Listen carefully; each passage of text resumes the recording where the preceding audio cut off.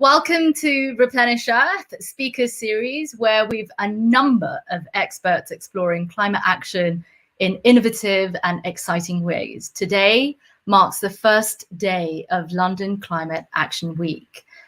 LCOR 2020 brings together leading experts and policymakers to drive this national and international climate policy response, prioritizing green recovery. LCOR 2020 will explore four very specific themes. The first is a green, fair, resilient recovery. The second is a roadmap to COP26. The third, a sustainable and net zero London. And the fourth, whole society climate mobilization. Join us as we explore Tim Rademacher's research on what the data shows us about trees and how they communicate. I'm your host, Tia Kansara, and my question for you today is, can trees talk?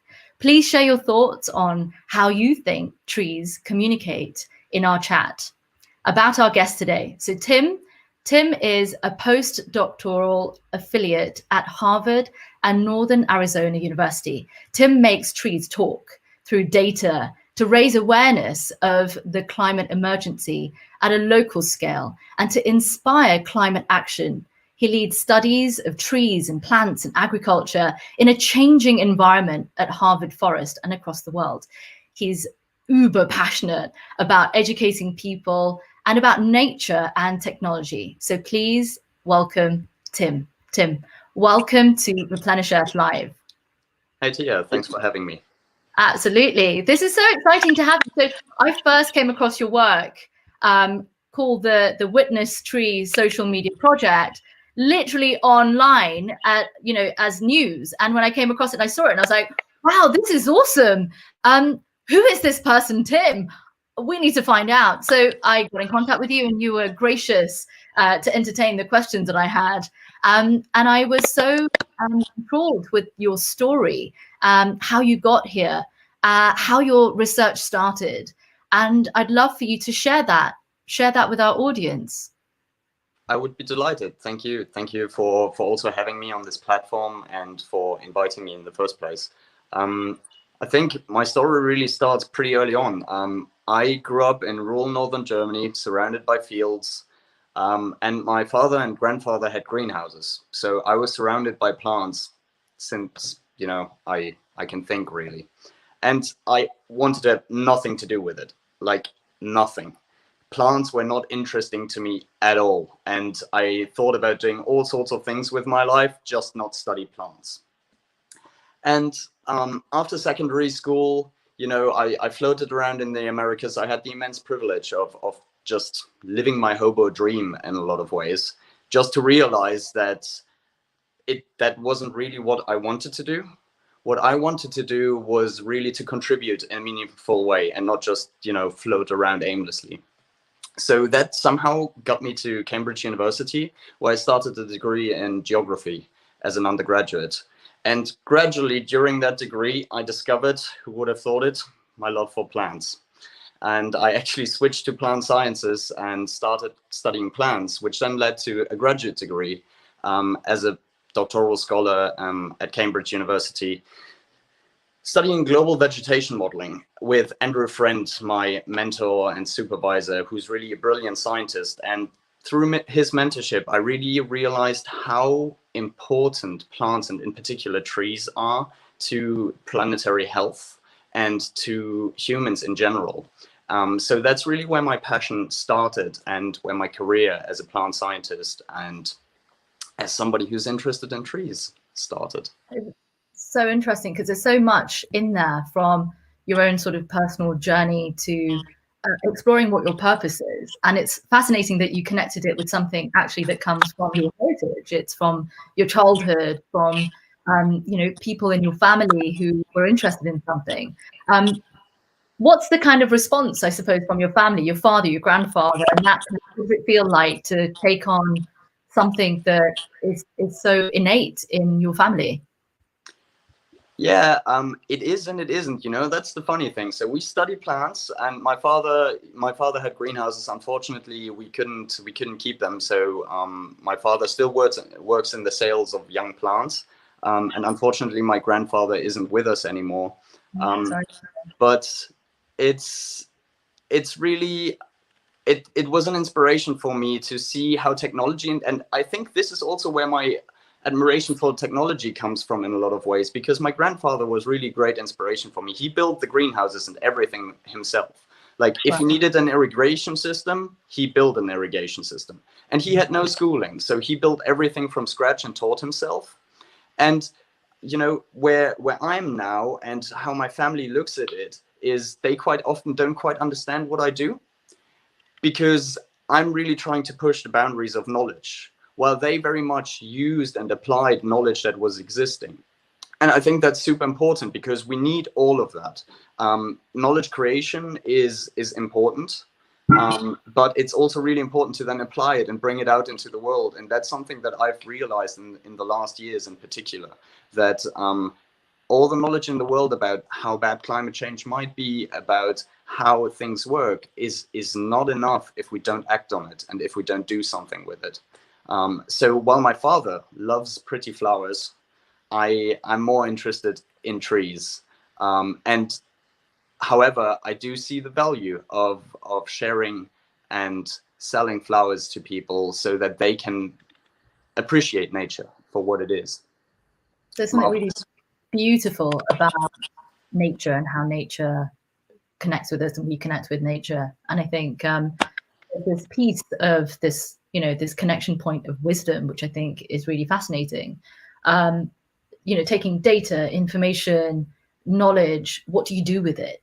Like, where do you take that knowledge? Just doing the research almost is, you know, one part of it, but not the entire process. And I think with wisdom, there's a beautiful thing that often the Dalai Lama shares, which is the wisdom to know when to break the rules, the wisdom to know when something is appropriate or inappropriate.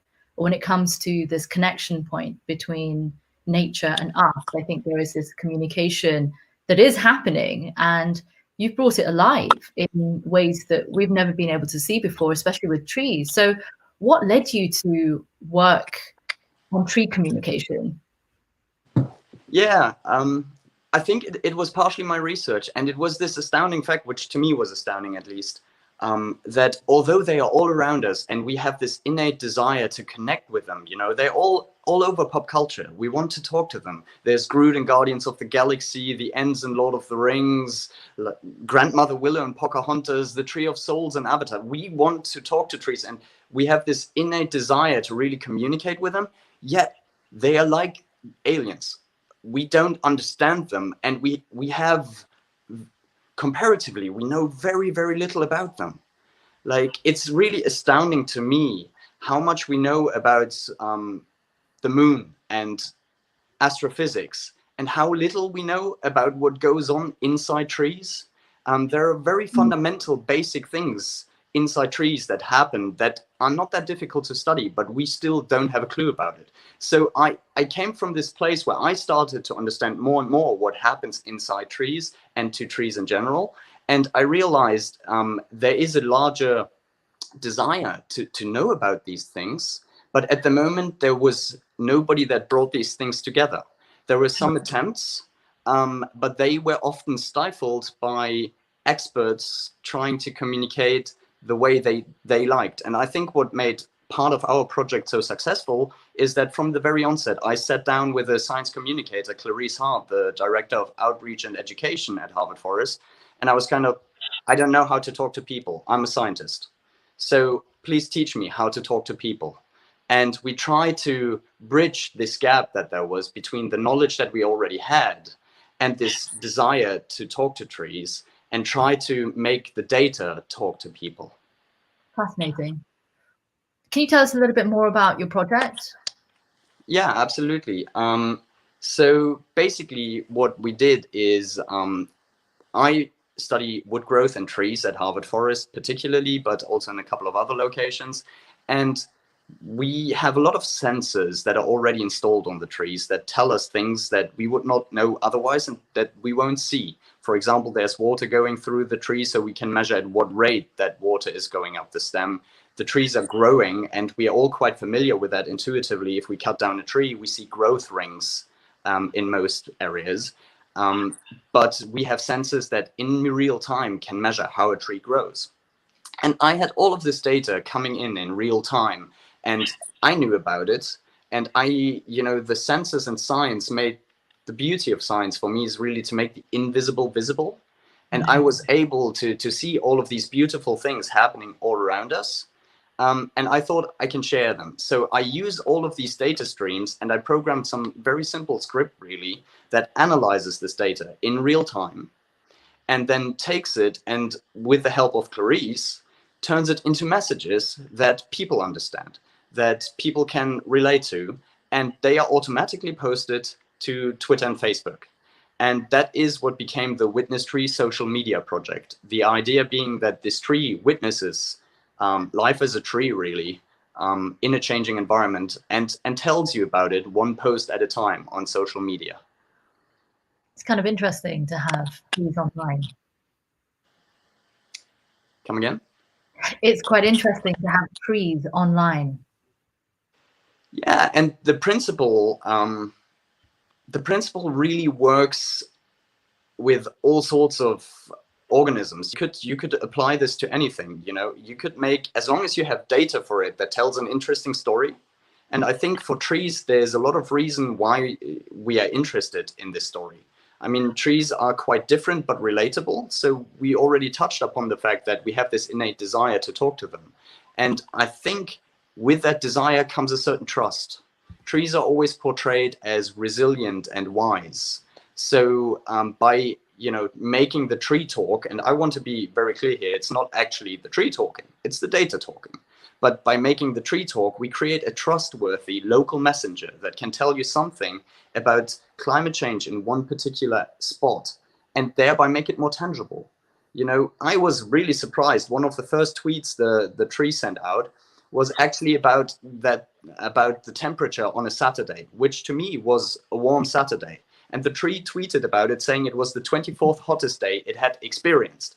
And this tree, it's way older than me. It was there for 100 years.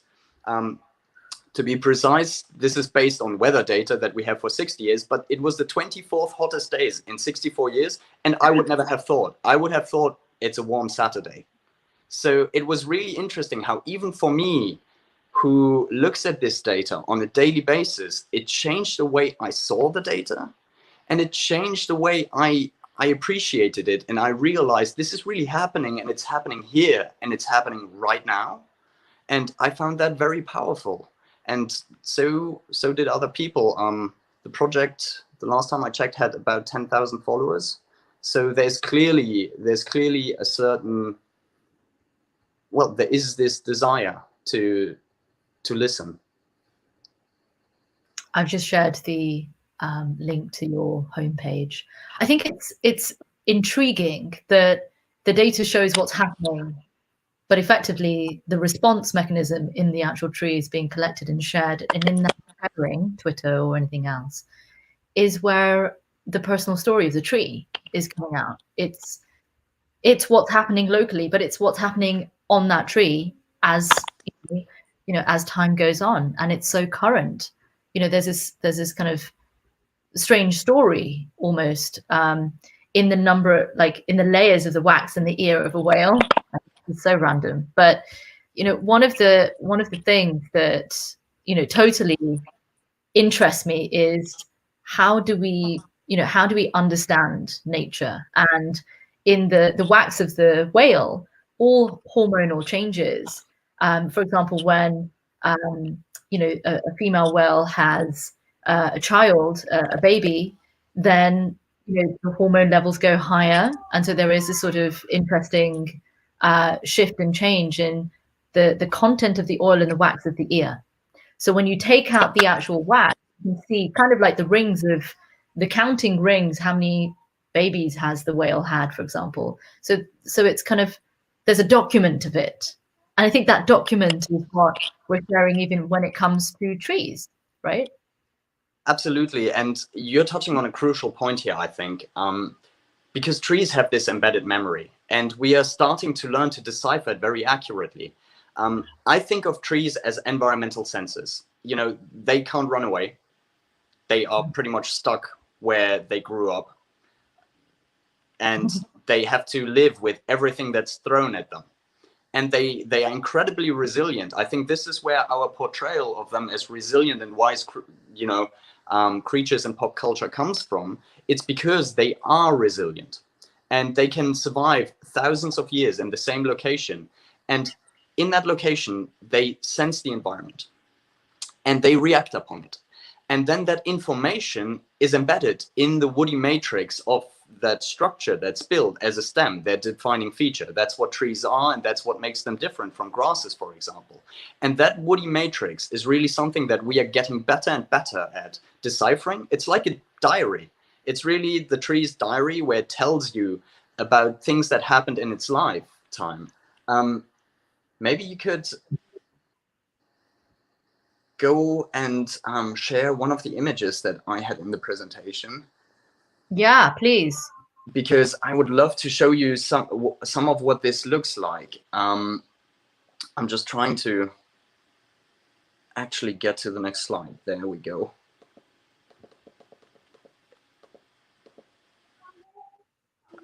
So, went too far.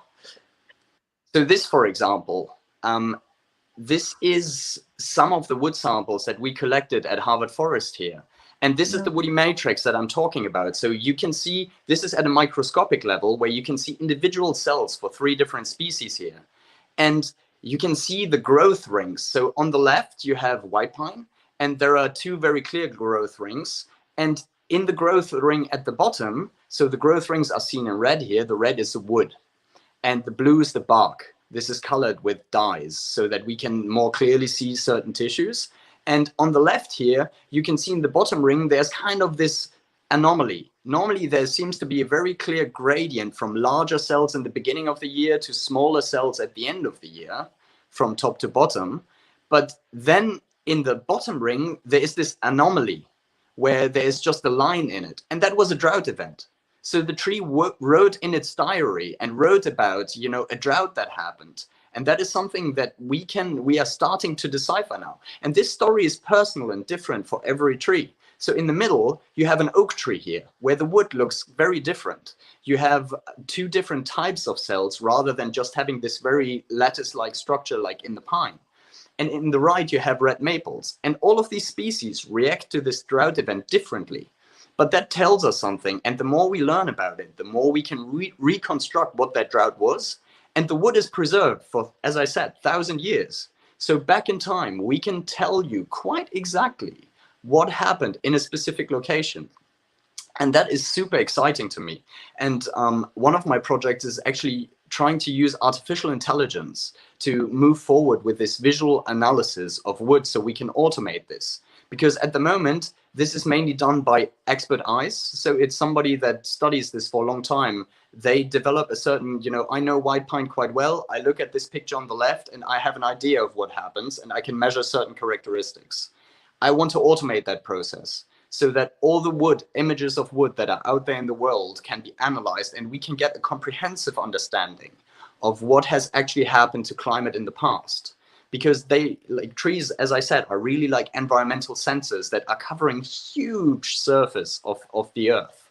And if we can get to that data, we will be able to not only improve our reconstructions of past climate, but also to better understand what role trees can play moving forward, being part of the solution.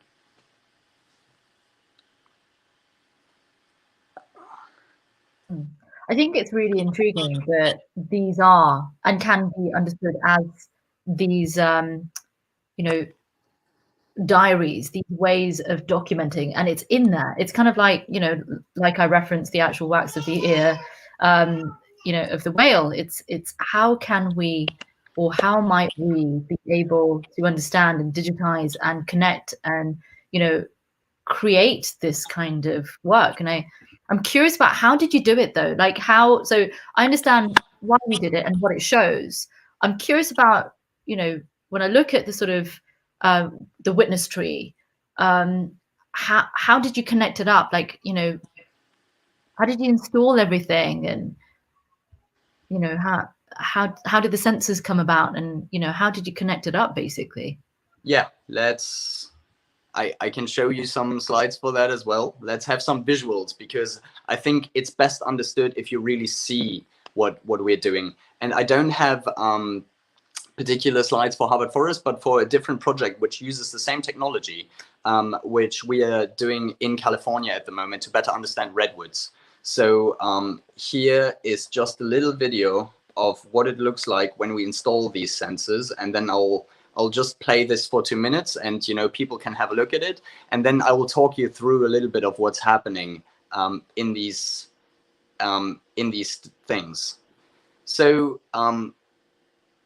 we go, well, I'll actually just leave the video for now.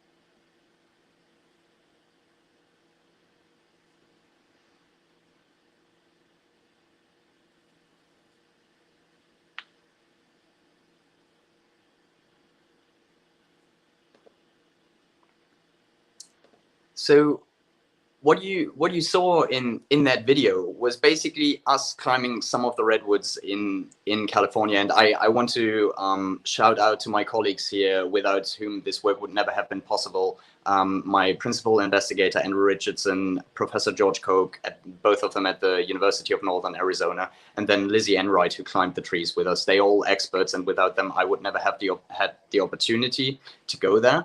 And what you basically saw us do is climb those trees in the first place. And these redwoods in California are truly amazing. There are very few forms of life as fascinating to me as they are. And we had the chance of climbing up into the canopy to then install some equipment. So what you see in these pictures here on the right is I'm just trying to install some of these sensors that I was talking about, hanging above, 80, 90 meters above ground in the canopy, trying to install some dendrometers, which are the sensors that measure how the tree grows. And then we also, you saw in the video, we installed something that looked like CCTV cameras. And that's because they are basically CCTV cameras. And you can actually then connect to these cameras in real time. And why we install these cameras is to see how the leaf color changes. So you can actually look at how chemical composition changes over time. And this is very obvious for Canada, for example, where, there are the most brilliant colors in autumn, but it also happens in redwoods in California, we think, and in other species, and even in evergreens, where there are subtle changes in the color of leaves, which we can record with a camera. And these data streams, so these are all sensors that we install in the trees and we hook up. So you see a data logger here that's then connected to a cell modem, and that sends the data back so that we get an idea in real time what's happening up there in terms of water status, growth, and visuals from the camera. So this is me just sitting up there. It's all powered by a solar panel, so that you can actually so that we have power, because we, again, we are 80, 90 meters up in the air. It's difficult to run a cable out into the middle of the forest and up a tree. So there's solar power that powers all of this. And we are setting up this equipment, which then provides the data for the things like the Witness Tree project, where we can really analyze these data because they are transmitted remotely.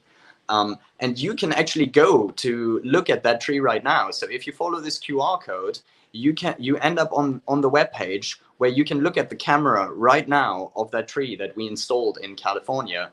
And this is the kind of data and the kind of sensors that we try to get, so that we get an idea of what's happening to the forests and what's happening, and we have an objective measurement of how things change in the forest over time.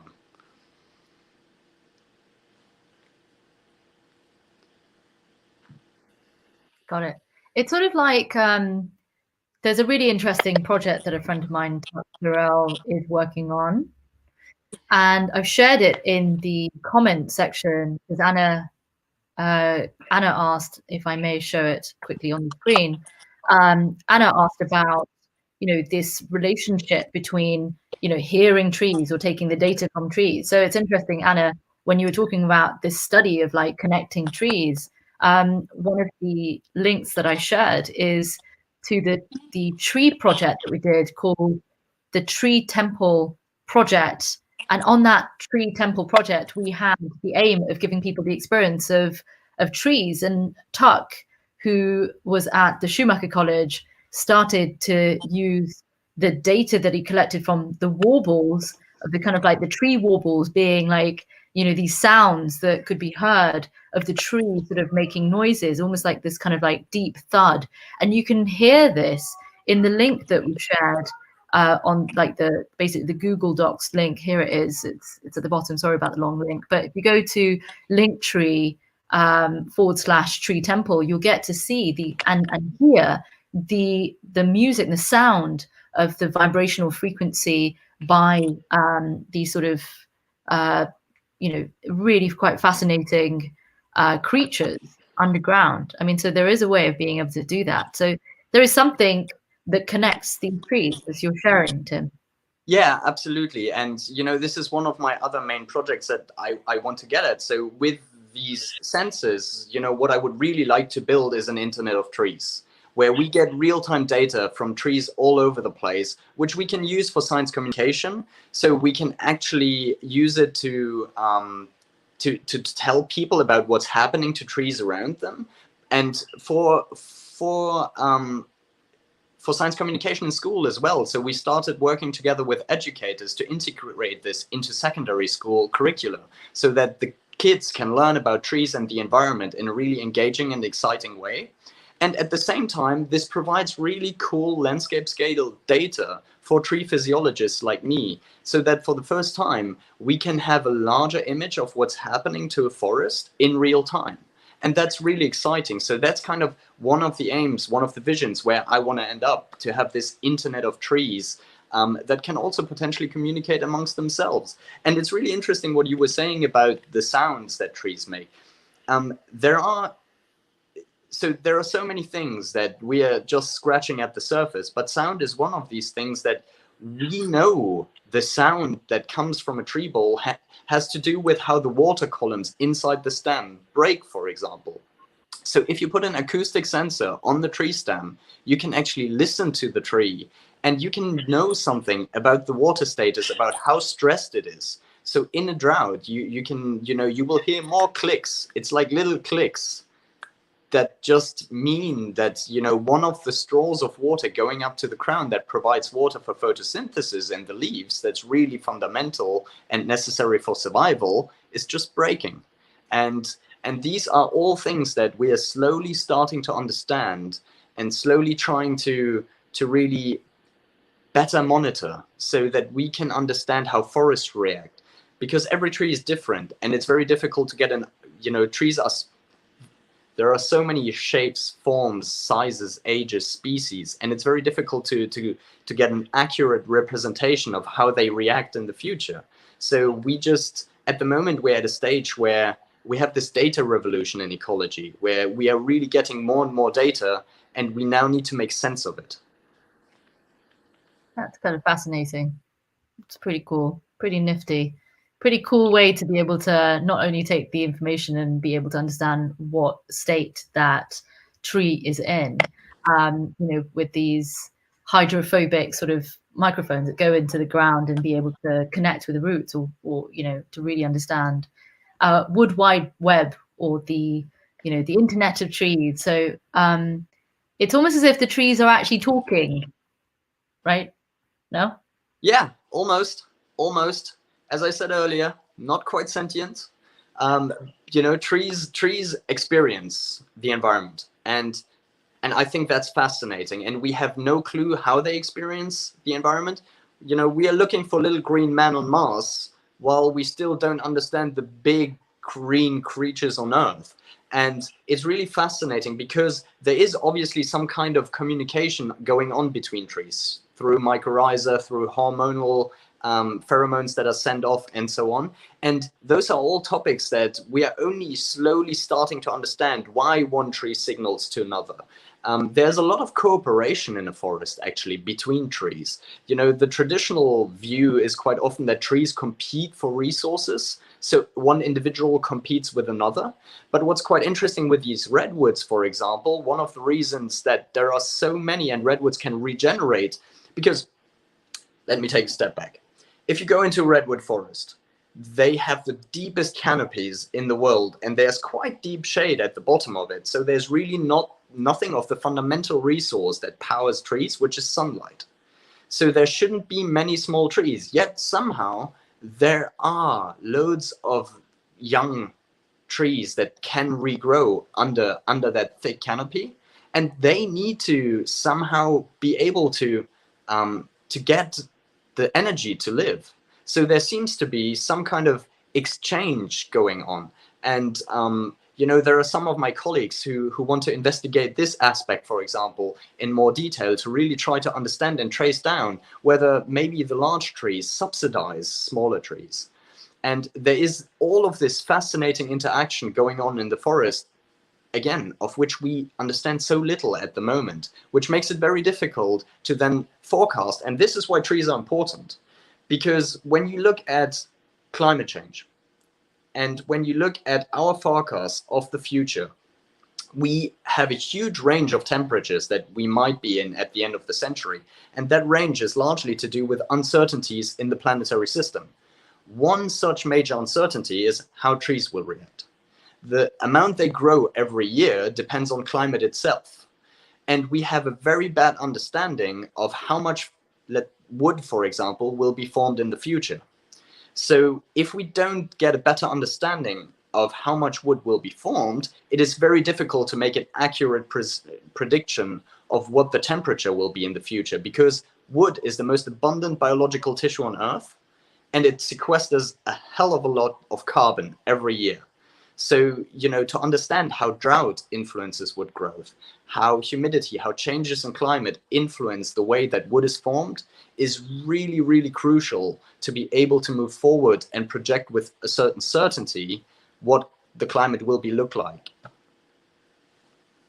It's almost as if there obviously must be a way of being able to follow what's happening with the trees. And I'm going to share the Twitter handle. This is directly to the tree. This is directly to the tree. So this is the account that the tree posts to. And at the moment, I have to, little disclaimer there, the pandemic wasn't too nice with the project due to me moving around and the tree's brain, the algorithm living in my personal computer. There are firewall issues, so the tree hasn't posted in a while, but we're working on that. But you can follow the tree on that account. Yes. I'm wondering, just entertain it for a second. I'm wondering if I could tweet it back and communicate with the tree in a way that the tree would actually respond. So is there something that I could do? Let's say I wanted to water the tree, just as a silly example, but if I wanted to water the tree, is there something that I could program into a tweet that as soon as that tweet was sent, it would behave in a particular manner? The sensors would do something, or something that would was attached to the tree or to the roots or something could create an action. Yeah, absolutely. So there is already a certain type of interactivity, which I think is one of the big draws of this project. So you can ask the tree for a selfie. For example, you can say, at a witness tree, send me a selfie. And if you do that, we have a camera under the tree that faces upwards. It sends you the last picture from that camera, for example. So there is a certain element of interactivity, and that could be extended. You know, and I think this is where technology and nature are really not opposing forces, but we need to use one to better understand the other and to bring people back together, because technology can create this interactivity and can get people to think about nature. So we are thinking about setting up some additional trees for the Internet of Trees with sensors. And like you said, irrigation is a very interesting example, because some of these trees that we want to set up are in cities and in arboretra and in places where they really don't want their trees to die. So they irrigate them, which then means that tree never sees a drought. No. Because every time it's dry, it's irrigated. But it also gives you a certain interactivity. And it means that you can, by having that tree communicate with a tree in the forest, you can start to teach people about how these things work, how the trees in the city and on the streets and in the parks are different from trees in the forest, and why they are different, and how their experience of life is different. Curious. I wanted to ask our audience, actually, if you had the chance and you could ask a tree a question, what would you like to ask the tree? Bearing in mind that for Tim, there's a distinction between the sentience of a tree and a sentience of a human. So this is really interesting for me, of course, because, you know, I feel quite naturally that the entire planet is alive. So sentience for me is across all living things. But I'm quite curious about the distinction, because I can only imagine that there is this, you know, anthropomorphizing, like especially with the little twigs of the tree coming out, holding signs that were made from the cardboard of the paper of the tree saying, stop, you know, cutting us down or whatever. So they've been quite viral recently. But yeah, what do you think about that? That there's two very distinct and different questions, but yeah, whilst the audience is coming back with some suggestions of what they'd like to ask the tree, I'd like to know, you know, what your thoughts are on sentience. I think it's very much a question of definitions and semantics to a large degree. I think we can very clearly say that trees experience their environment. They perceive their environment. They're able to adjust, for example, how much they grow up versus outwards, depending on how much shade there is around them. So they clearly have senses to perceive what's happening around them. They also have means to communicate to a certain degree, through the roots, through hormones. My personal issue when it comes to sentience is that they don't have a central processing organ like our brain, for example, where they can process all of this information. Trees are really strange and alien in a lot of ways, because and by thinking about sentience, we almost project our human experience of life onto trees, because trees, let's take, for example, a branch. Is that a separate organism, or is it part of the same organism? Because you could cut it, put it into the ground, and it would regrow as an individual tree. So, you know, you could think of a tree as a colony of organisms rather than one individual organism, with each organ being kind of almost an individual. And that's really, like, it's really difficult to wrap our head around that. For example, there is this really cool example in Utah, which is a quaking aspen forest. It covers 34 hectares, and we call it a quaking aspen forest. Now, if you look at the forest very closely, you realize in autumn they change, all the stems change color at the same time, And genetic studies revealed that they are basically all the same tree. So they have a common rootstock, and each stem just goes up individually. Now, are these individual organisms, or is this one superorganism? It's really difficult to wrap our head around that, because the experience of a tree is so different from the experience of us humans. And I think, therefore, the concept of sentience is very problematic for me in a lot of ways when we project it onto trees, because it doesn't acknowledge the reality of that form of life. But as I said, they do experience the environment, and they do perceive certain changes in the environment, and they embed them into, you know, the wood they grow and so on. So there is incredibly crucial information, and there's also value to all trees. So while they can preserve this information for thousands of years, it takes 1,000 years to grow a big tree. And you know, that's really something that also I think we are struggling with, and that's really difficult for studying them, because they have a very different time horizon. Now, some of the treasures, like the redwoods I showed you earlier, you know, these trees take a long time to grow that big, but they are cut down very easily. So we really need to protect these trees. While they can regrow, it takes a long time. And, you know, especially with climate change, we might not have that time. So I think it's really important to try to kind of use their experience of the environment and what they can teach us about things, and try to create momentum from that to better understand how these organisms work. Because I think it's fundamentally about understanding, you know, whether you want to call them sentient or not. I think it's about whether we can relate to them and understand them, and that's the important bit. And I don't think we need to necessarily be able to say it is an organism that feels emotions, that we can connect to it. I think it's rather fascinating, all of the things that trees can do by itself. And I think that's motivation enough to really go out there and protect them, plant them, and try to understand them better.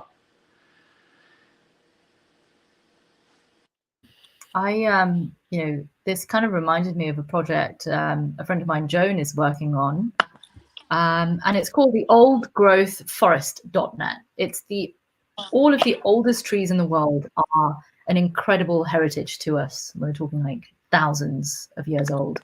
And these trees are, you know, across the world. And, you know, just like Tim was saying, it's, you know, they're as a heritage and as, you know, almost bodies of knowledge, of documentation and embedded history of what's happening in the environment. It's a really fascinating opportunity for us to protect them, like we would, you know, the most beautiful history of humanity in museums. They are the museums of nature. Yeah, they are, and you know, they provide so many services for us. So I think protecting, especially these old trees, is really and should be one of our priorities. And then, you know, try to understand how these systems work. So, because if we want it or not, we've become stewards of a large amount of the land surface, and we need to take that responsibility very serious. And to do that, we need to understand how these systems work, so that we can take that responsibility serious, that we can actually manage these systems to a large degree. Because whether we want it or not, we have touched ecosystems across the surface of the planet. There's not a single ecosystem that has not been affected, at least indirectly, through rising CO2 concentrations in the atmosphere, nitrogen deposition, and so on.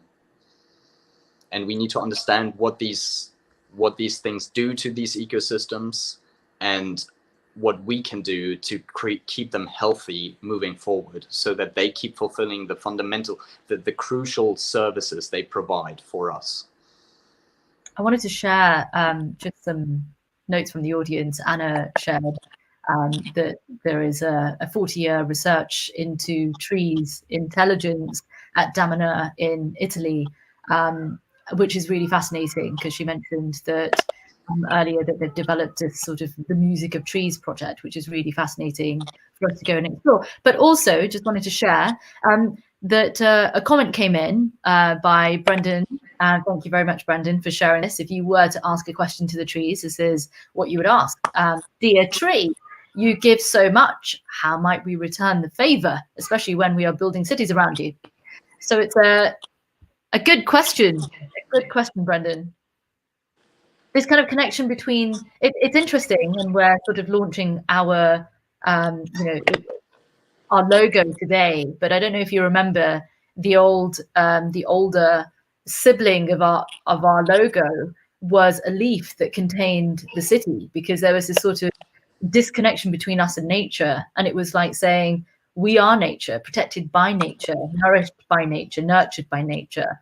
And very much like our logo now, which Bhavijit has done an incredible job on, if you see that sort of like so many different aspects of the elements that come out in the logo, the leaf, the nurture, the hands, the pearl, the baby, the elements, the wave, the mountain. So there's so much in the planet in this logo that represents for us this continuation of this connection, the nurture piece for nature. So yeah, it's really fascinating that we're coming into the topic of how do we connect on a in ways that take us beyond our understanding of what trees are. I also really wanted to share a summit that we put together called the Trillion Trees Summit, and it was a coalition that was created in April this year during COVID, where the Buckminster Fuller Institute, the Dollar Donation Club, Trillion Trees were funded by the territories and a variety of other really interesting projects and groups, Have Ritual being one of them, with the aim of connecting and gathering people from across the world who are interested in trees. And of course, if we look at the number of trees, I think Tom Chi from Google X mentioned that it's something close to, is it 3 trillion trees that have been taken off the planet? So by introducing more trees and tree planting, it's really important to also understand what we should and shouldn't do, some of the learnings from that. So if you join the coalition's community page,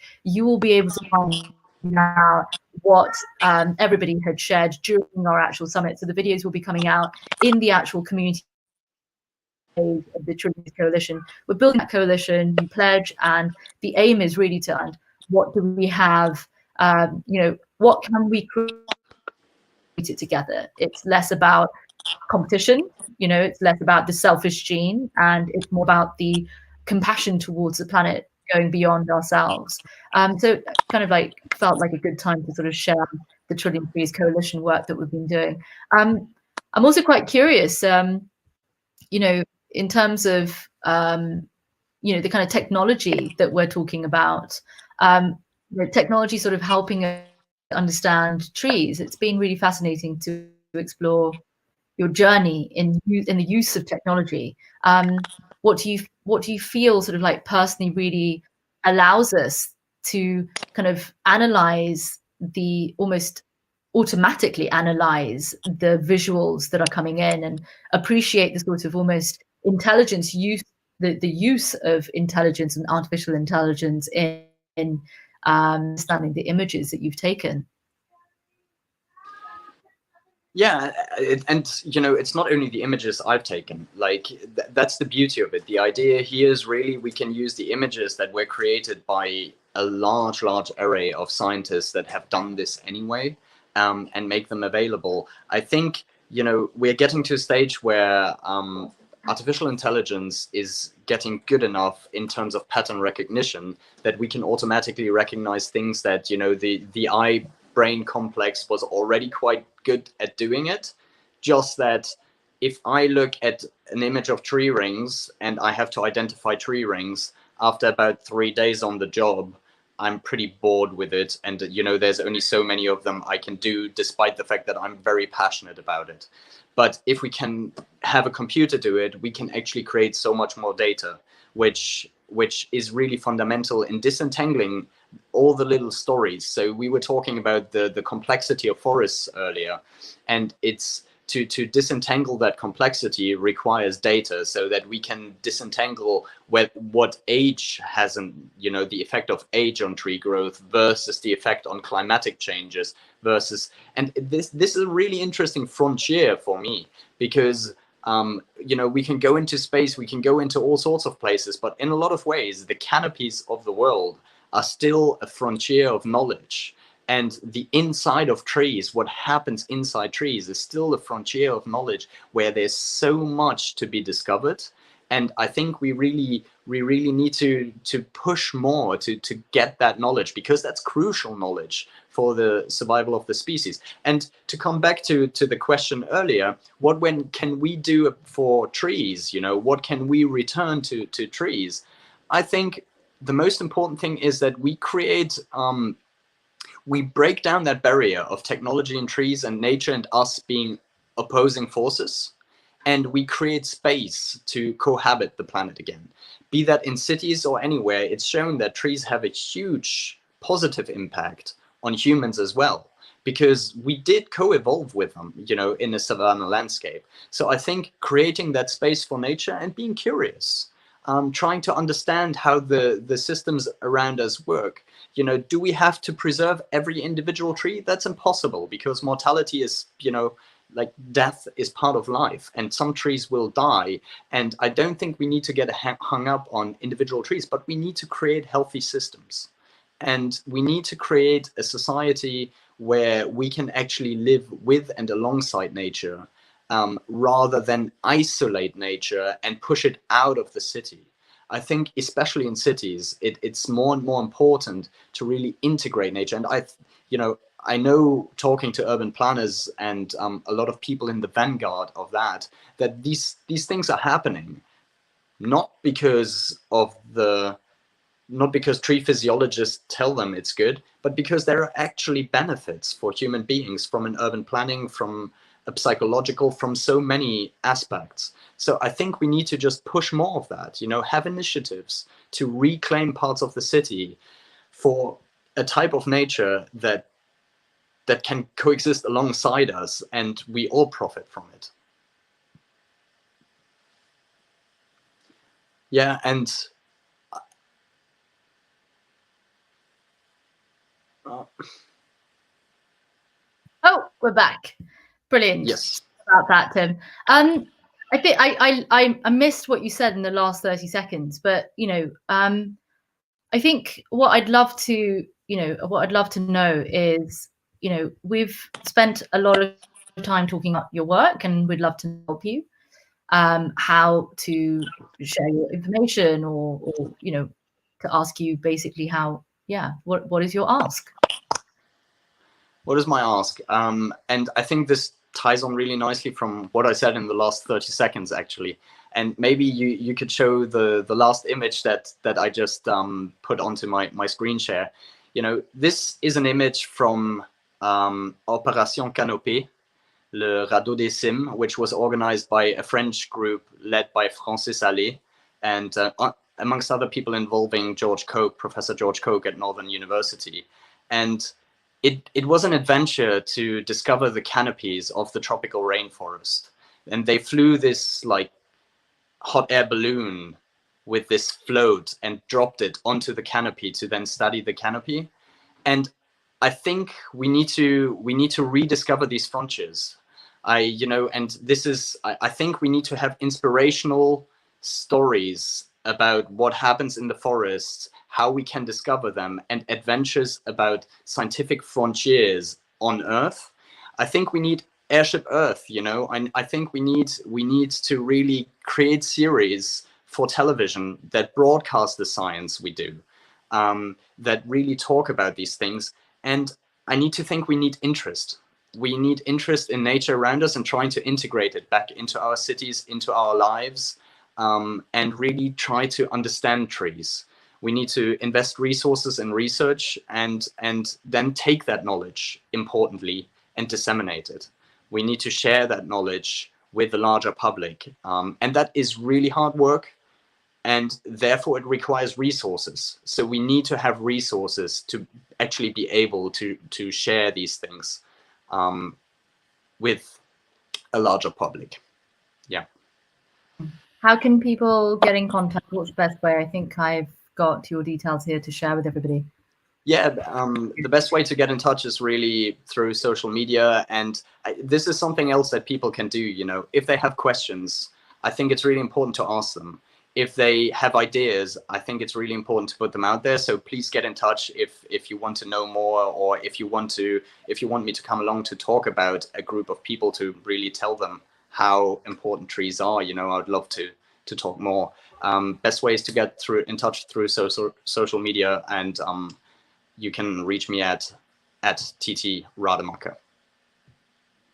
Brilliant. Thank you so much for today's talk. And I think, you know, I'm so grateful to have this opportunity to talk to you about something that's so passionate, that you're so passionate about, that is so important to you. And, you know, something that through your work, you're able to, you know, bring even more of an incredible story of who we are and who we are in nature, and who we're here on planet Earth with. It's not just the fact that we're completely alone, but, you know, here we are with this opportunity to, you know, take care of what has taken thousands of years to be created. I mean, as you often say, it could take another 1,000 years to grow a tree like that, or 4,000 years to grow a tree like that. Some of my most favorite trees are the oldest trees in the world. And if you know me at all, you know that I'm on a pilgrimage to go and meet all the oldest trees around the world. And you know, I'm not too sure what my favorite trees are. Something like the you know, the sweet chestnut, or the yew tree, or the sequoias. And a very dear friend of mine, Michael, surprised me when I was in California and said, right, we're going to go and see Methuselah. I mean, Methuselah's got a name. And when you know, you can go in, and there's like the grandmother trees in California. I think it's in San Jose, about, you know, 40 minutes or so from San Jose. And it's just this great opportunity to really connect with what exists, and to be inside even a little room inside the actual tree, where for me it's quite a curious situation where the tree loses its rings, right? It gets burned out, whatever, but just loses its rings and kind of becomes immortal, because you can no longer know how old the tree is. So you just get this sort of, you know, this strange kind of room inside that you can connect with the trees with. So you know, a real opportunity to have this conversation with you, Tim. Thank you very much for sharing your thoughts, your research. I hope you continue to wow us with all of the work that you will continue to do. You know, whether people get in contact with you on Twitter or email, you know, thank you for joining us at Replenish Earth Live. Yeah, I'm just going to add. Thank you. I'm just going to add a couple of notes here, and that is that, you know, replenishing is really about starting with the smallest and cutest of steps. And one of our big actions this week during London Climate Action Week is to launch a challenge called Rise to Replenish, aside from our speaker series. And we've got some incredible people that are still going to be joining us, so please do check in.